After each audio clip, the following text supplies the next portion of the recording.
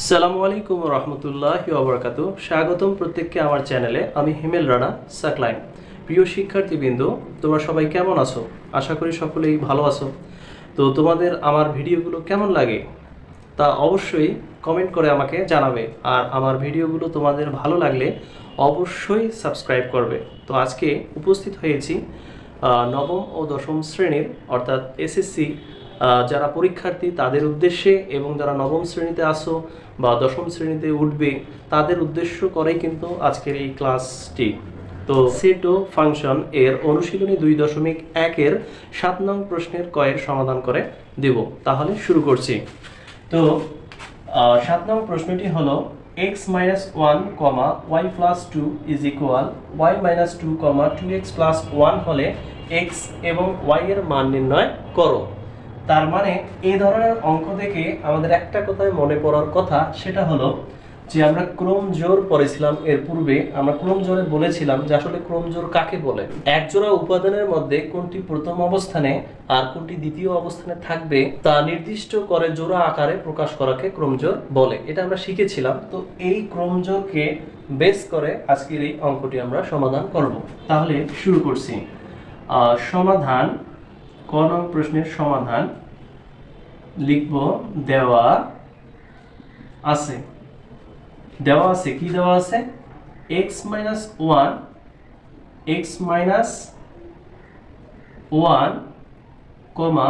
y plus 2 is equal y minus 2, 2x plus 1 এটা দেওয়া আছে।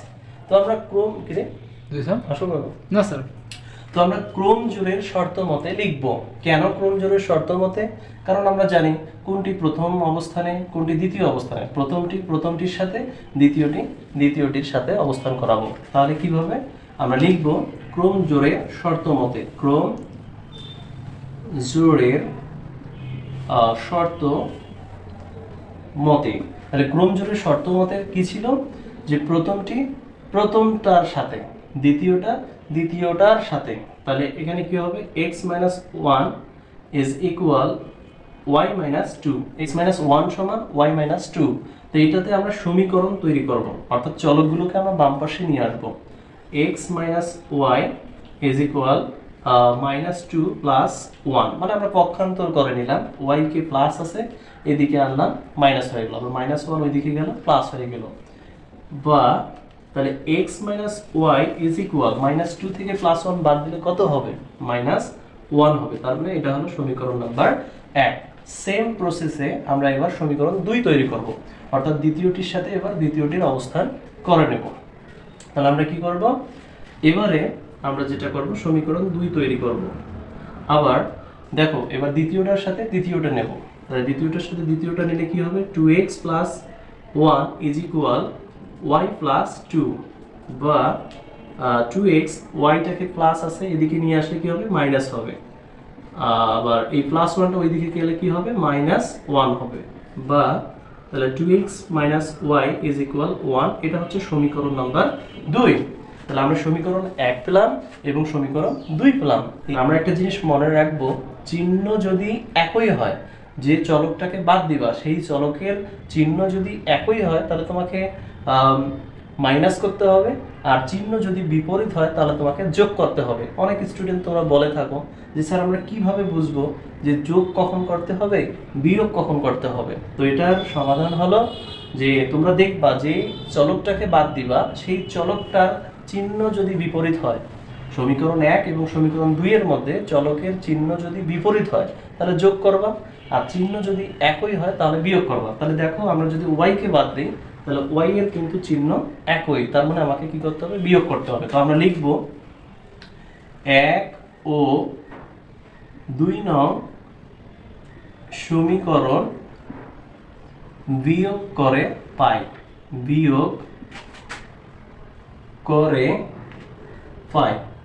তো আমরা 1 নং সমীকরণের সাথে 2 নং সমীকরণ বিয়োগ করব। x minus y is equal minus 1, 2x minus y is equal 1।